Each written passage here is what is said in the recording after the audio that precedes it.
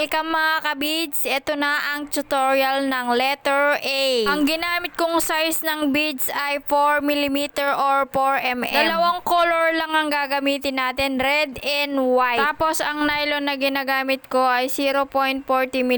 Tapos mag-cut kayo ng 2 yard ang nylon, kasya na yan. So start na tayo, maglagay kayo ng 3 red at 1 white.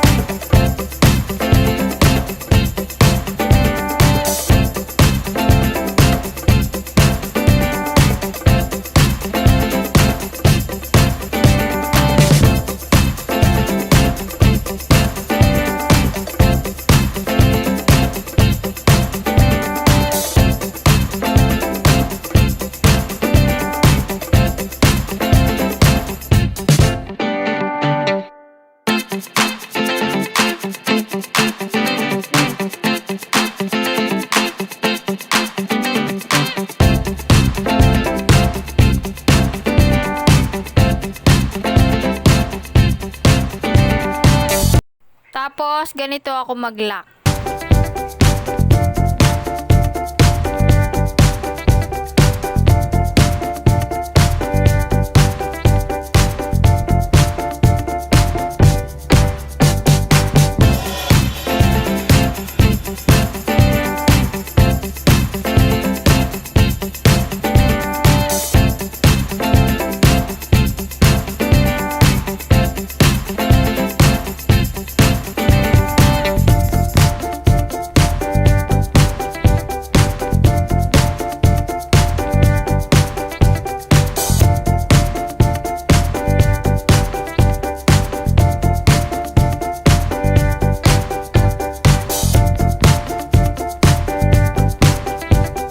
Pagdidikitin na natin, isang beads lang ang lalagay natin sa gilid.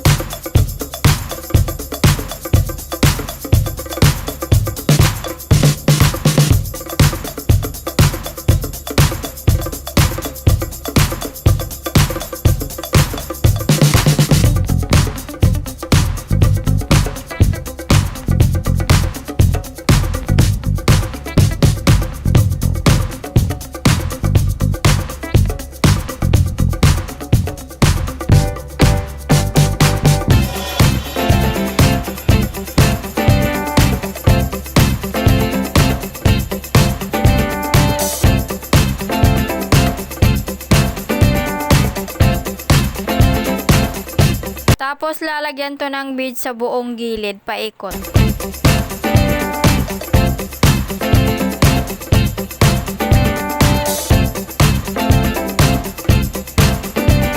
Lalagyan din ng beads tong gitna.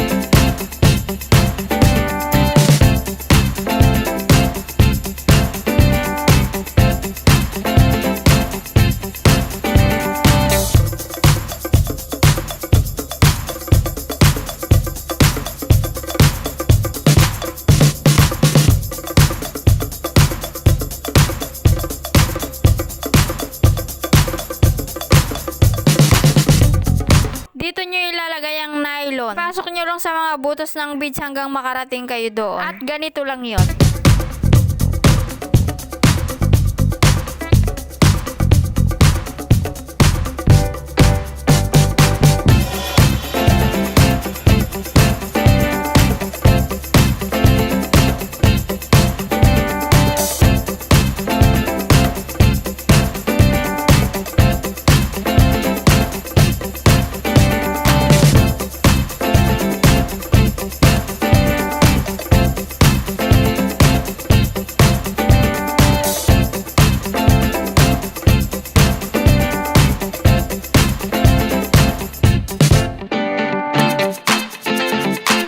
Tapos lagyan nyo na to ng tig-isang beads paikot.